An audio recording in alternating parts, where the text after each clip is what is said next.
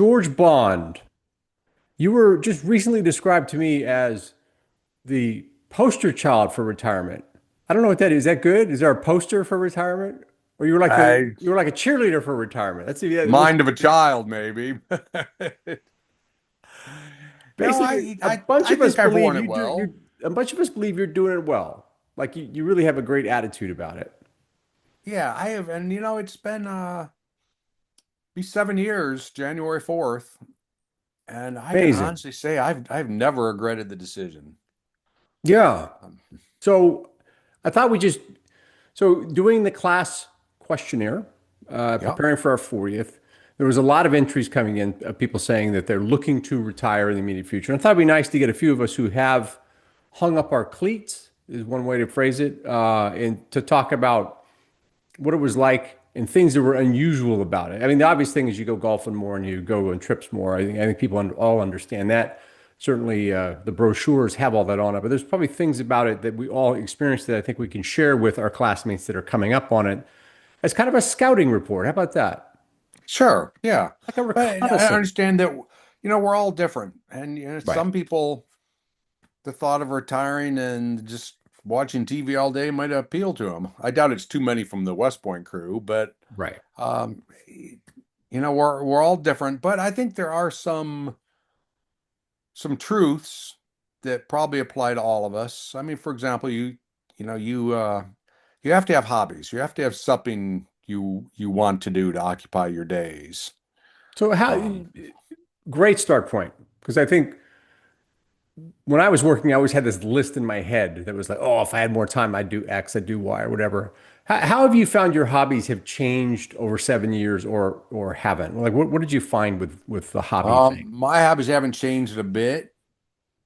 They're just extenuated, have more time to do it. Right. Um, probably my number one lifelong hobby has been working out.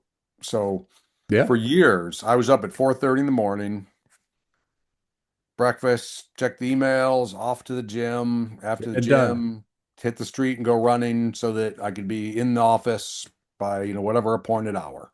As a point of fact, I was just checking in prior to this very recording, and you were in the gym. You sent me a That picture is from the true. gym. So I mean, But then that is actually to my very point that I'm getting to. So for years, that's just what I did, and I probably, well, not probably, I was certainly sleep deprived most of those years. sure. Um, so I still do the same thing. It's just I'm not up at 4:30 in the morning. I mean, Right. I'm targeting 6:30 to 7, leisurely morning before I go out for about a 5 mile run, put a nice gap in it, and then bike to the gym, which is why you caught me at 2 in the Yeah. afternoon at the gym. Right. So it's the same workout. It's just not sleep deprived, and I do it when I want. Right. I always liked reading. Uh, Mhm. I read a lot more than I used to. And has your So reading subject matter changed? not really. Okay. No, not really. And then of Yeah. course we travel more. I mean, Yeah. Lauren and I always skied. Living in Germany, we'd ski Austria a lot of weekends. But the first year I retired, 3 weeks into retirement, I was out in Utah, Colorado for 5 weeks.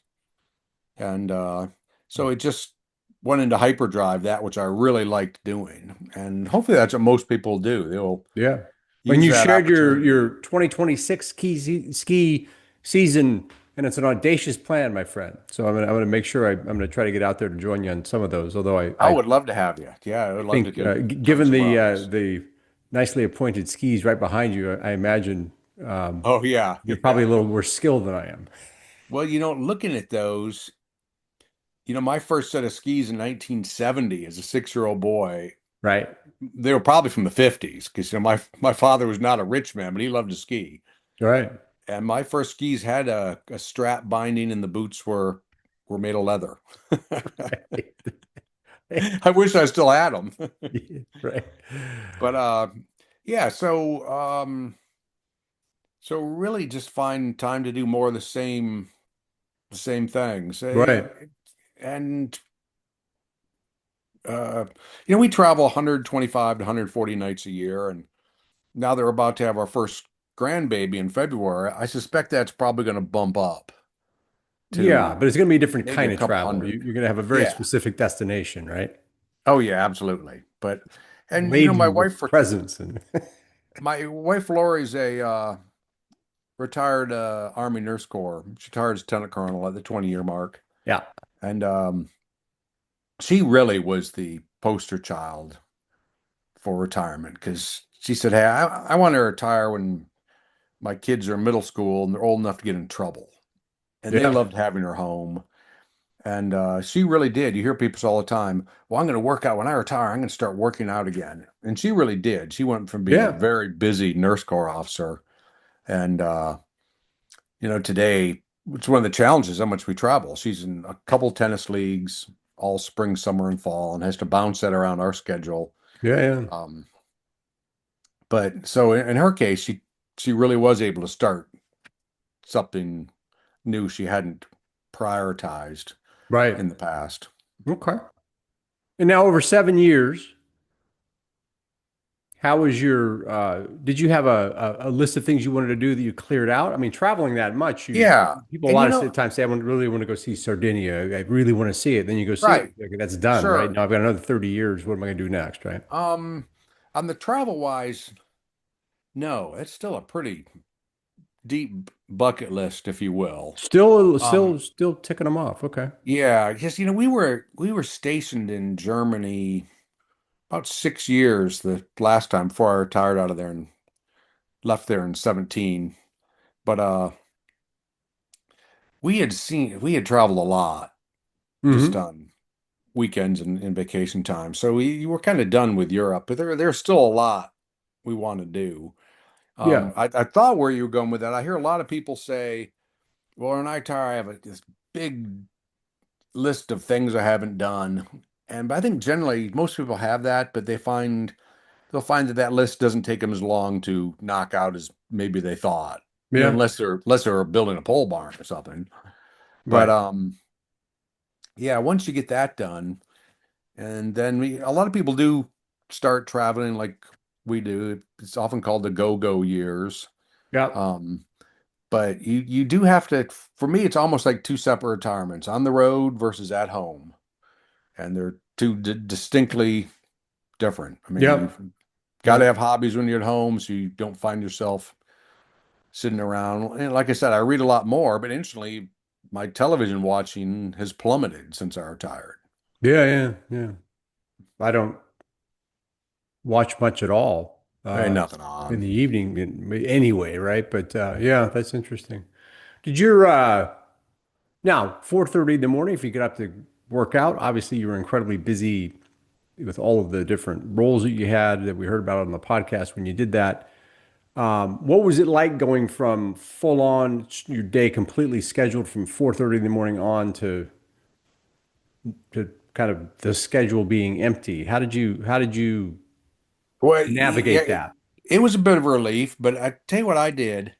I went immediately to full stop. So Okay. on Friday I retired, and on Sunday I flew to Houston to do volunteer work doing housing rebuilds from a hurricane. I finished that. Laura and I went out skiing for I think it was 4 or 5 weeks. Okay. Then I was back for that. Went up to Michigan and played some TLC on my mother. So I just made a radical change all at once. And then when we came home, work was almost a distant memory, and it was Yeah, nice right, right. not to have to think about it on, That's a very interesting vacation. strategy, actually, like to create a different context almost immediately with some travel and things, just to Right. That's break it that's what up I a little. did. Very, very deliberately. Um, just came to full stop. Yeah. And actually, it made it real easy not to even think about it. You're out skiing, and with that, a year later, I was on a chairlift, and my phone rang. So I pulled it out, and it was a fella that senior executive who had gone from missile defense and now was at one of the big boys, Lockheed and Northrop, and he Uh-huh. wanted to know if I was ready to come back to work. I said, well, keep me in mind, but no, sir, I am not. You caught me on a chairlift. Keep me in mind though, because I don't Keep me want to in be mind. forgotten. But Yeah, I don't mean, make, but don't why make me burn? go back into that office. Yeah, why burn bridges? Because life can change. Yeah, fortunately, it is not. Yeah. What would you what do you think what would you do better in the first year if you look back on it? It sounds like you had a great program and it went very well, but what would you tweak if that first year if you had a chance to go back and whisper in your own ear? Wow, I don't know. Well, that's a good response. I Yeah, mean, you hit I it really right. don't. I would have had that cardiac arrest in June of 2019. I would have died on a sidewalk. Fair enough. All I, right. my heart didn't give me a vote. It just, Yeah, the heart was yeah, its on own its own volition. program. No, I really can't think anything. What I'm really trying to do is think, what, how did I change from first to second or third year? Yeah, yeah. And I really didn't. I mean, we right off the bat, 130 days. I checked my travel log before this, and yeah, there was never a year under 125 and never a year over 140. So we were really pretty consistent. And for How us, do that you was important log because your travel? I'm just curious about that. This is not super duper retirement advice, but how oh, do you log your travel? it's really nothing. It's just on a spreadsheet.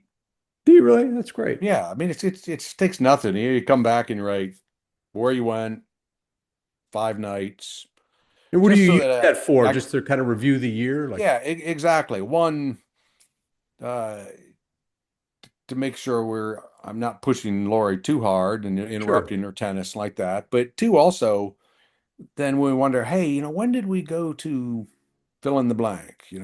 Park Yeah. City, Utah. I can just thumb through there and say, yeah, this is when we went. Usually I'll put a couple notes in, like I skied Park City one year with Karen Turner, now Karen Lee. Yep. So I did just jot that on there as a reminder. That's really all it is a memory jog. Ah, okay. Well, if you're traveling enough, you need to log it to remember it. You're traveling sufficiently. Yeah, well, yeah, exactly. And we'll see now with the grandbaby coming. I've already rented a house. You know where she lives up in the Highlands. It's a block from her, Yeah. and So you're going to spend so a lot of time out in Colorado. I suspect we spend a fair bit now between skiing, and both my daughters live there, Right. and I mean, it's a good city. But you're going to be that grandfather that says, I'd love to be here and be grandfatherly, but it's a powder day. And off you go. Yeah, yeah, yeah, exactly. Until the little man can ski on his own, and then In which case, yeah. Although my terrific. daughters told me, oh, don't, if we move from Denver, don't worry, this boy will ski. Yeah, yeah. So That's great. it's a family affair. Just bringing it all home for those of our classmates who are coming up to taking the plunge, and I talk to them all Mhm. the time. So what advice would you give, or just what perspective do you think would help a classmate coming up to hanging up their kid? Yeah. Well, I talk to guys all the time. Hmm. Um, that's like I said, I had dinner with a couple of our classmates last night, and Yeah, one I already know what his plan is. It's Howard Blevins. He's done in end of January, and yeah, he is so looking forward to it.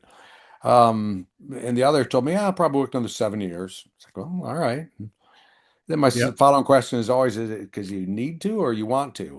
And both, which is real common. Like I've said several times, one, you need to have hobbies. You need to have something you want to do.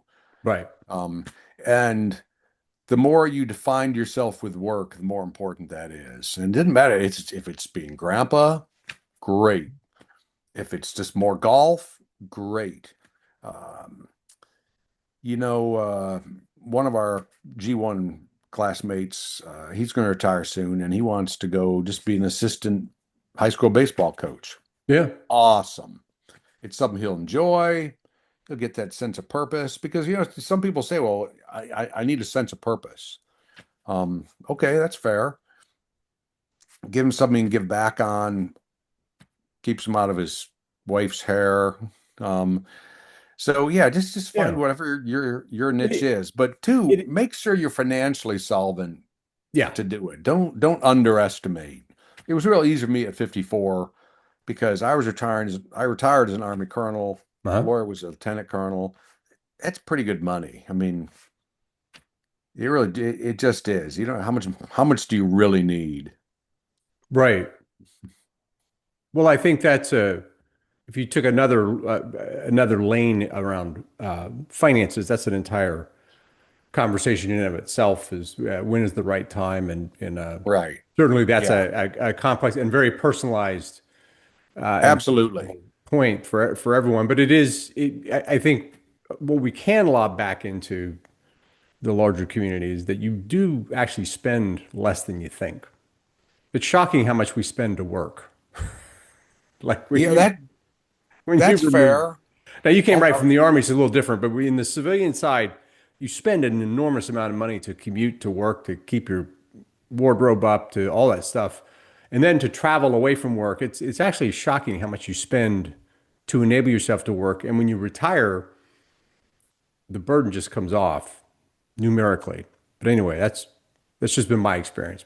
yeah. So, what I think all I'm saying is that what people tend to do is they take their current burn rate and multiply it by however many of years, but you don't actually spend at the same level when you retire.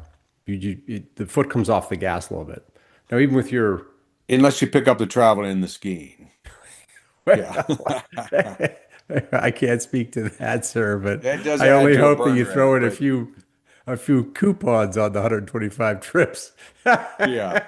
You get a deal or two on those. But anyway, so but that is an entire area that you want to be comfortable in is a way to Right. put And everyone's different. I mean, it. some Everyone's people are on what I call the hedonic treadmill, which is to say, no matter what they've got, there's always another brass ring to be grabbed. yeah, And it's understandable, at our age, 60-ish, a lot of these folks are making some real money. And well, if I sure. work a few more years, I can, build up this or that. Um, and it's understandable, but particularly if your health is decaying and you just keep staying on the treadmill for the next rung. But that's a very personalized Yeah, for sure. conversation. For sure. I do find it interesting how many people immediately launch into some physical endeavor. So one of our classmates Yeah. is riding his bike across America. Another is class of 85, but I spoke with him and he's decided to do Ironman triathlons and from scratch. He's just decided to get into that. So everybody has some version of it. You're of course, we're always a gym rat, but everybody has some version. I myself, my first thing coming out of the gate was to go on a very specific nutrition and weightlifting program just because I'd never had the time to do it. So that was Yeah, my first sure. year was focusing 2 hours in the gym. No, I did not keep that up despite the burly look that you see on camera. The camera actually sheds 10 pounds of muscle. So just so no classmates out there thinking that they're seeing things. Well, I got certified as a personal trainer right after I left the army. You did. And yeah, I did. And I found that I didn't really have time to work as a personal trainer, especially if you want to travel. It's because people want their trainer to be there all the time. So it Sure. really just became a gratuitous thing, um, That's just interesting. helping Did you people. study the nutrition and all that side of it too? Yeah, no, you can get certified through, mine was through ACE. Yeah. Good for Pretty you. comprehensive exam. It took me about six months. Yeah, that is not Um, a trivial thing. Like my wife and I have grabbed the books on that, just yeah, being curious. Yeah, that is not a trivial thing. no, it wasn't it wasn't trivial. But what I would tell people all the time when I help them, I say, look, if the gym isn't your thing, don't try to make it your thing. Because what you'll do is you'll end up with a expensive gym membership that you dump 3 months into it. That's a So, great advice. find your thing. Find your It, thing. it can be walking, golf, jogging, biking, swimming, it can be anything, but find your thing that you can stay at because, Planet Fitness, the reason Planet Fitness doesn't allow grunters and groaners and why you can't find an 80-pound dumbbell in Planet Fitness because they don't want the people who are going to come in 7 days a week. Yeah. They want the folks who are going to sign up and 3 months later you never see them again. And it's Yeah. it's common. It's just don't try to take on something that really isn't you. Yeah, that is a great bit of advice. Well, not only are you pursuing your activities of skiing and traveling and all of the and soon to be grandparenting, you're also a tremendous knitter together and creator of activity for the G1 crew of '86 Oh and yeah, class in I love the general. G1 crew. You guys, It's oh, it's a great it's a great group. But every company has a great group. I was running through well, the guys in H2 with Rich McAdams last night, and I was like, wow, yeah, that is a group of wonderful people. But absolutely. They're yeah, very so we just close. Yeah, we just we all met at Mike Lemansky's. He doesn't live far out of Annapolis in Maryland. So we had 8 from the company stayed the weekend up at Mike's. It was, a big 60-year-old slumber party. it's great. All from G1. We just had the best time. And yeah, I keep we're calling my company mates for summer parties, but they always seem to be out of town. I don't know what's going on, George. yeah. Well, I would encourage, all the 86 people, as you get closer on toward retirement, you use some of that energy and that time to reconnect. And I Absolutely. found that in the G1 crew, we had a lot of great guys that we didn't see much of for, a couple decades Yeah, because, yeah. they had hard jobs and they were raising kids, but now it's changed. And so a lot of them are more than happy to get together and just need a little Retirement's a spark. great time to it gives you a little more Yeah. freedom, a little more And freedom. fortunately, we have several in G1. I mean, Mike Lemansky's a great host that's Mhm. always hosting folks, as is Terry James. Um, so yeah, I would really encourage people to reconnect with your company. If you're on the football team, get back to the football team crowds are all very close. The Chicks of '86, that's a fantastic thing. Mhm. But yeah, just reconnect with with your brothers and sisters. Perhaps we could constitute the chess team, and Wheeze Purcell could show us all how he does it because he's an excellent chess. He's a chess. I don't know his rank, but he's a superb chess player, and he plays in tournaments. So I think maybe I'll go and become his rooting section. So I won't have to go through the cognitive work of having to figure out how to play, but I could just root for Wheeze. Yeah.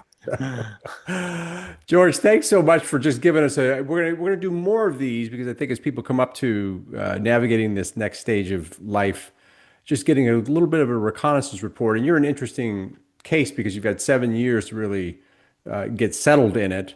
Where those of us who've been out for 3, 4, or even 1 year, we're still going through a process. So I thought your perspective would be helpful as we continue to help each other out going forward. Thanks for coming on. My pleasure. Hey, so that book you're putting together, my email and phone number's in there. Laura and I have a couple extra bedrooms. If you're coming by Huntsville, stop in. I'll get a couple of other grads, maybe you don't know, over to the house for a beer call. Yeah, there you go. Even if you didn't know me from Adam in the Academy, don't be afraid to reach out. I mean, I always think I- that's an incredibly powerful thing, right? The ability to connect with each other that way, and it was certainly it's an offer that I'm going to take you up on, and hopefully others will. So thanks so well, much, man. We'll talk to you soon.